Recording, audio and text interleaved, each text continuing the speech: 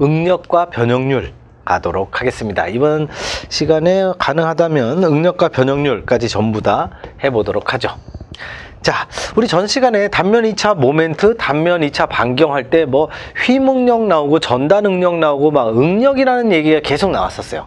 응력이라는 게 뭐냐? 응력의 정의갑니다. 응력은 스트레스라고 얘기를 하는데 영어는 모르셔도 괜찮고요. 응력의 정의갑니다. 구조물의 외력, 바깥에서 작용하고 있는 힘이 작용할 때 부재 내에서, 그 건축물 내에서 발생하는 부재력, 그 힘, 이 역자니까 힘이죠. 부재에서 반대로 버티고 있는 힘, 그 힘을 부재의 단면적, 힘은 P고요. 단면적은 A고 부재력 P를 A로 나눈 값을 응력이라고 정의를 하겠습니다. 제가 처음에도 말씀드렸지만 정의는 이유가 없다고 말씀드렸죠. 그냥 이렇게 하기로 전체 지구에 있는 과학자들, 공학자들이 약속을 한 겁니다. 그대로 받아들이셔야 되는 거고, 응력은 그래서 힘 나누기 단면적이다.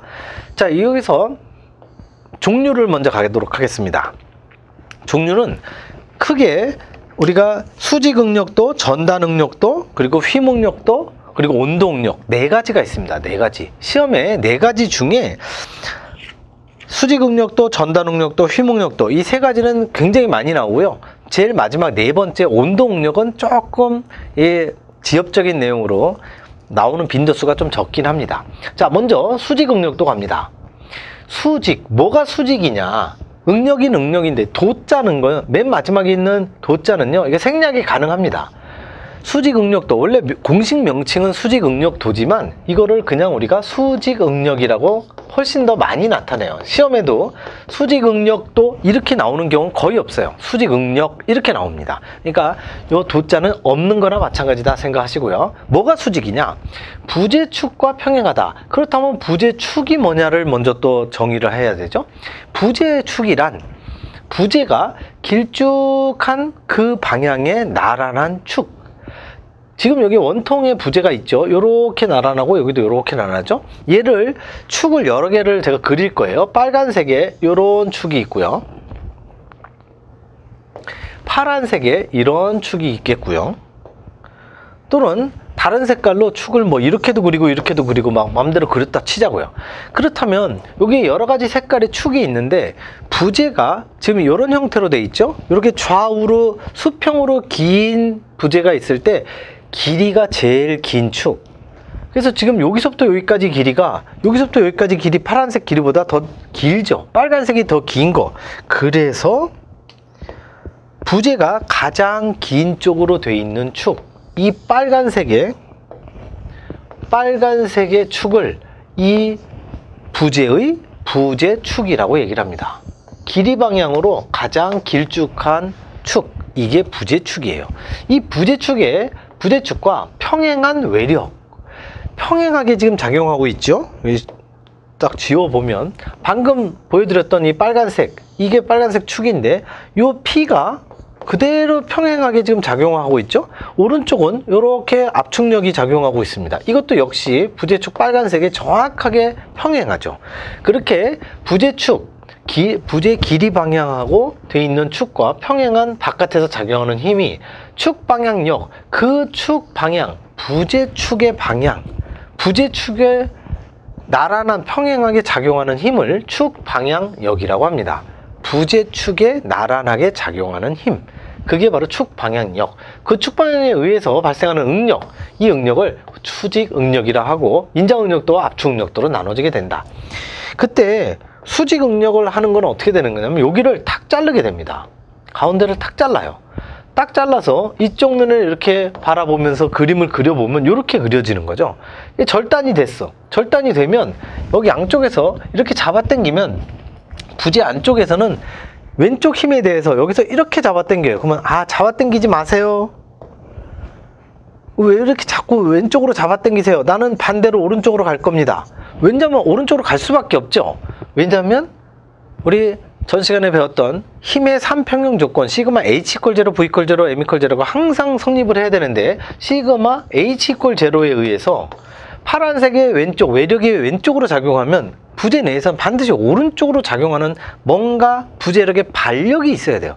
그래서 얘가 마이너스고 얘가 플러스고 두 개 합해서 항상 제로가 나오게끔 만들기 위해선 여기는 이렇게 작용을 할 수밖에 없고 반대로 여기는 이렇게 작용을 할 수밖에 없는 거죠.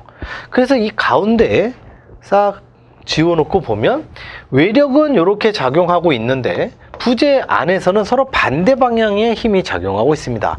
이거를 이러한 힘, 이 힘 P에다가 단면적으로 나눈 값, 그게 바로 응력이라고 얘기를 하는 거죠.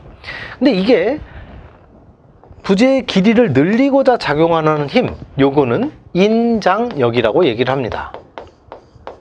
부재의 길이를 늘리고자 작용하는 힘, 이게 인장력. 근데 부재의 길이를 줄이고자 작용하는 힘, 요걸 압축력이라고 얘기를 합니다.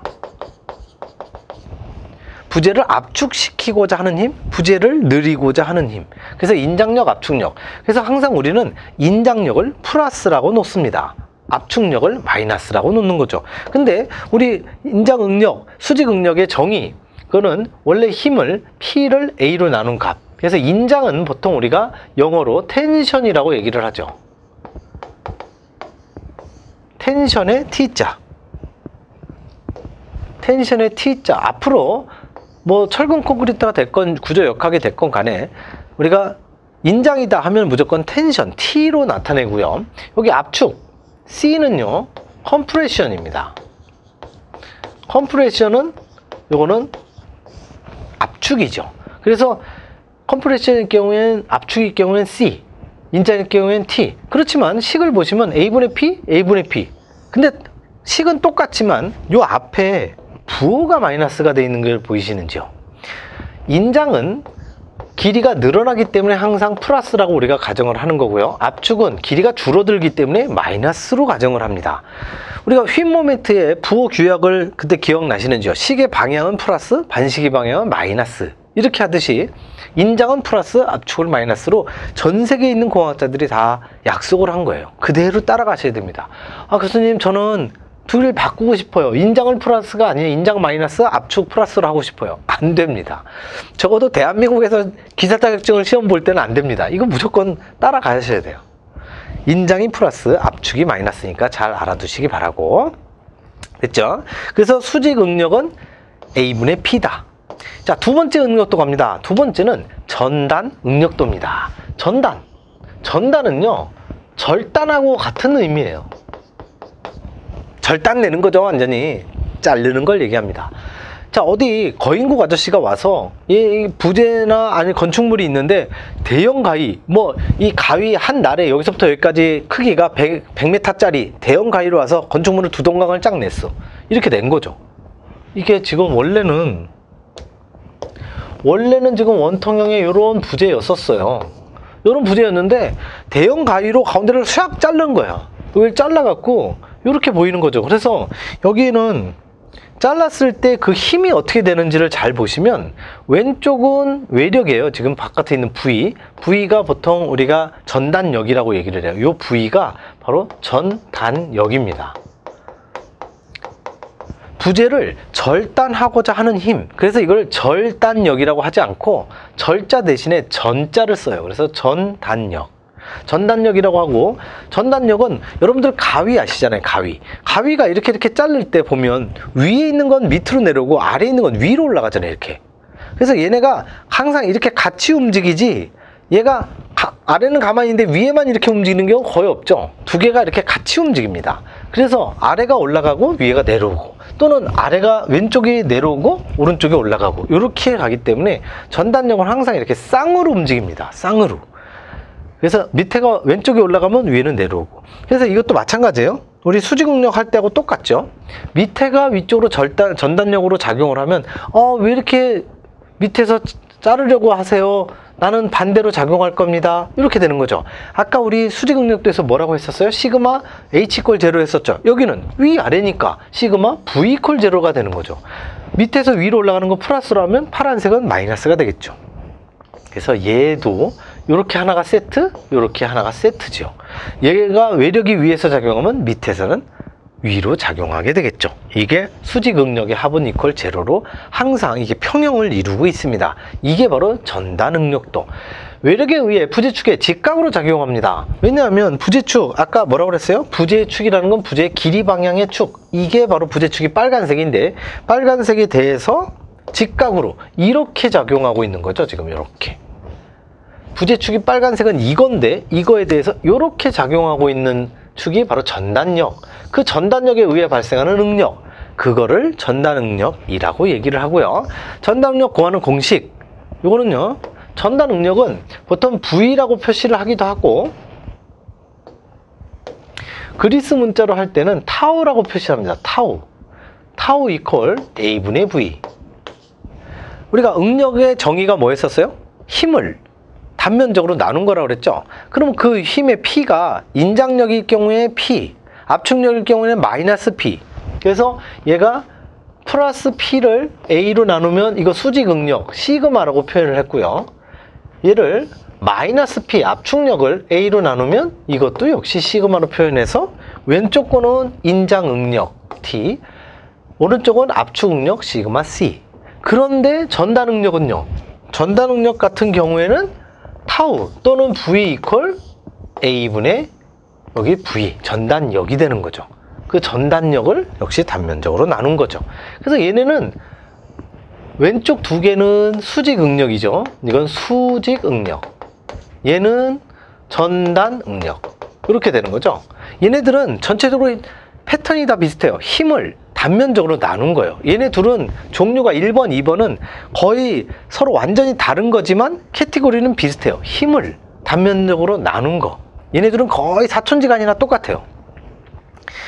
됐죠? 그렇게 정리하시면 되고, 이 전단 응력도 전단 응력의 단위 힘 뉴턴이나 킬로뉴턴으로 나타내고요. 단면적은 보통 우리 건축이나 토목에서는 항상 밀리미터 제곱을 사용하게 됩니다.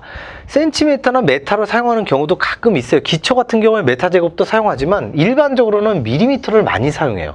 그래서 요 두 개의 단위로 한꺼번에 한 전단력을 단면적으로 나눈 거니까 단위가 뉴턴 퍼 밀리미터 제곱이 됩니다.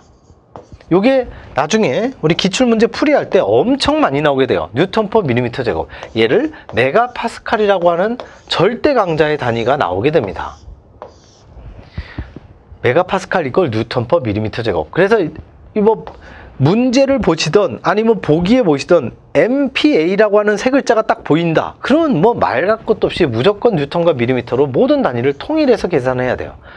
이건 뭐 절대 강자입니다. 왕보다도 더 강력한 권력을 가지고 있어요. 그렇기 때문에 무조건입니다. 이건 뭐 하고 싶다의 개념이 아니에요. 무조건 해야만 합니다.